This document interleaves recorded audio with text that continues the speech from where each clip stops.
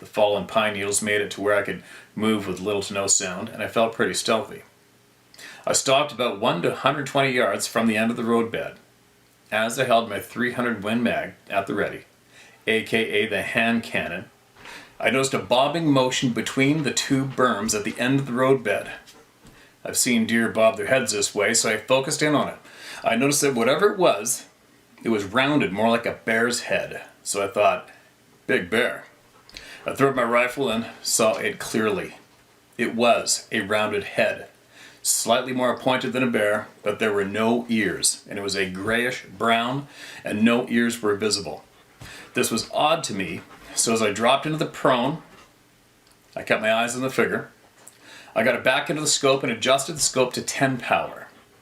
This thing was behind a patch of leaves, and as it peered around, it had a freaking face. Almost the color of Carhartt pants. It had a wide, somewhat flat nose, and its eyebrows were connected.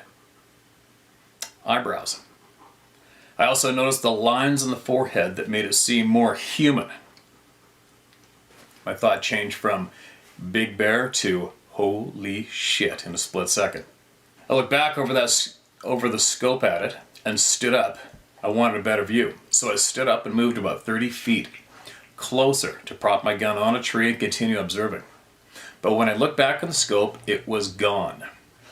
I took this as my cue, so I tipped my hat, walked back the way I came. As soon as I topped the hill, the sounds of the forest returned to normal.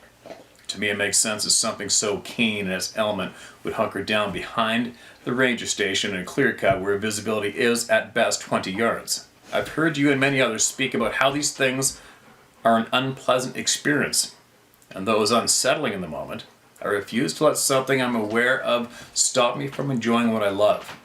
I could have pulled the trigger, but if it were not alone, I was dead meat. I'd rather just take it as a blessing to experience such an adrenaline rush on an otherwise uneventful morning. Keep the content coming, buddy. I use many of the details given by others as an addition to my toolbox while I'm in the great outdoors. I'm sure we'll get to the bottom of the mystery one day. Take care, Steve. Mad respect. Jim Bob. All right, Jim Bob. Appreciate it, man. Glad you're not quitting. I love hearing that people aren't quitting. It's amazing how many times these people, these beings, whatever you want to call it, slip up and allow themselves to be looked at through the scope of a rifle. Or do they already know the demeanor of the person who's got the scope in their eye, right? I don't know.